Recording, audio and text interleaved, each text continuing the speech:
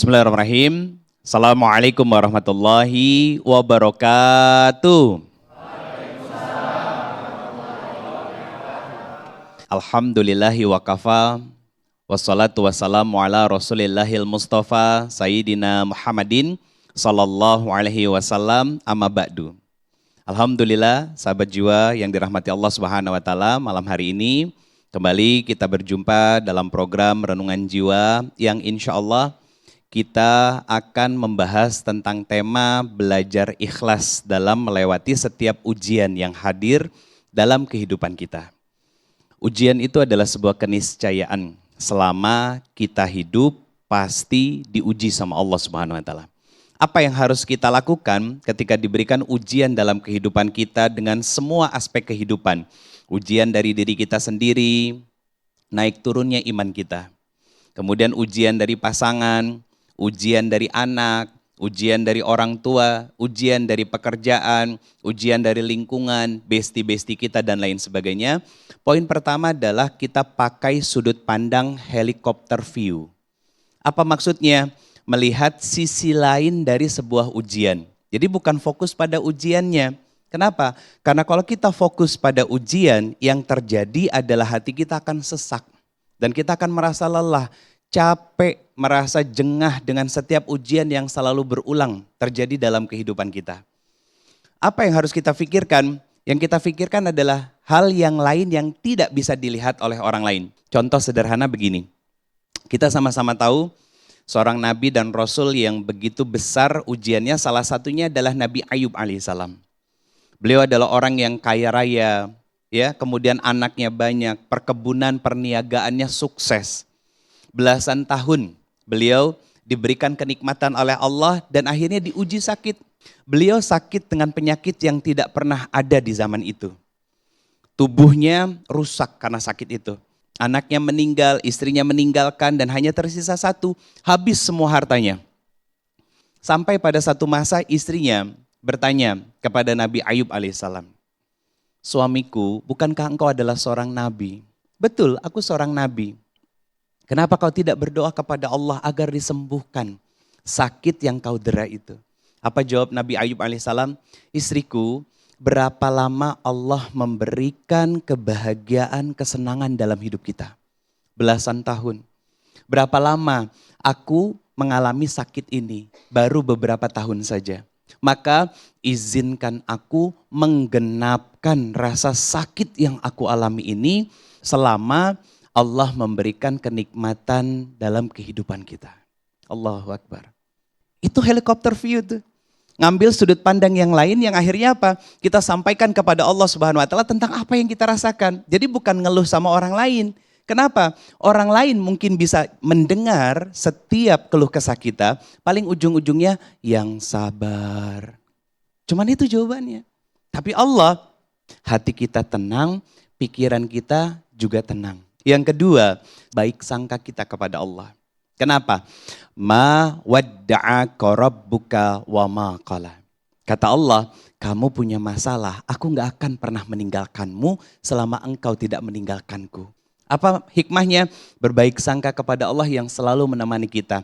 Pasangan bisa ninggalin, harta bisa ninggalin, anak bisa ninggalin, teman bisa ninggalin, pekerjaan bisa meninggalkan kita. Tapi tidak dengan Allah Subhanahu wa taala yang akan selalu hadir menemani kita dalam setiap kondisi dan keadaan diri kita. Yang ketiga, tawakal kepada Allah Subhanahu wa taala dan tidak bercerita berkeluh kesah kepada orang lain. Allah berfirman, "Wa may yattaqillah yaj'alhu makhraja wa yarzuqhu min haitsu la yahtasib." Allah perintahkan kita kalau lagi ada masalah, yuk deketin diri kamu ke aku, kata Allah.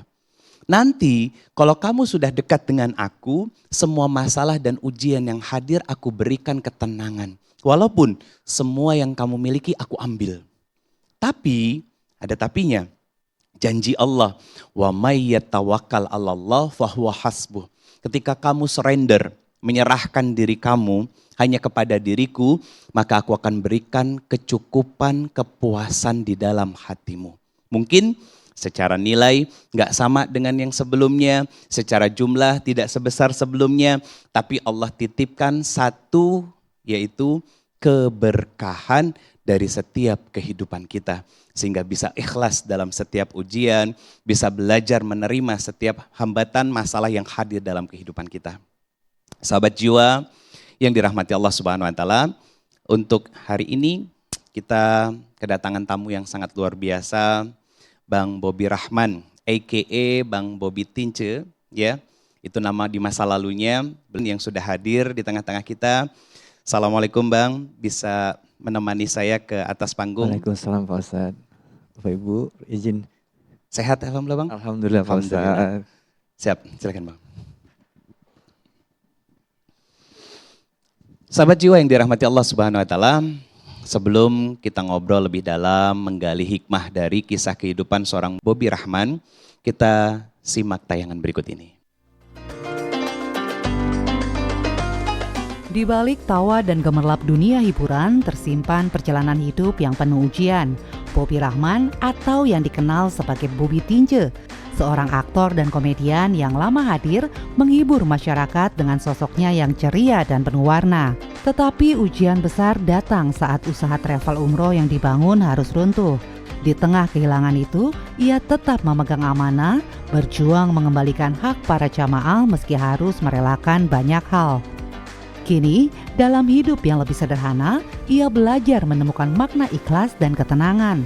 Bobby pun menata langkah baru lewat usaha warung kopi Kaso atau kandang soang.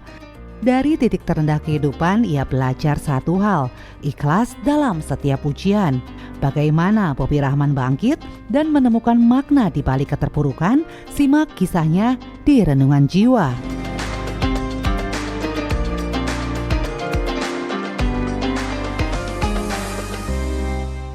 Sebagai sosok yang sangat ceria, periang, kemudian besar di dunia entertain juga, tentu ada perbedaan yang dialami dan dirasakan sama Abang secara karakter nih, terutama di kehidupan sebelumnya sama sekarang. Kalau sebelumnya publik mengenal Abang sebagai sosok karakter yang feminis, ya.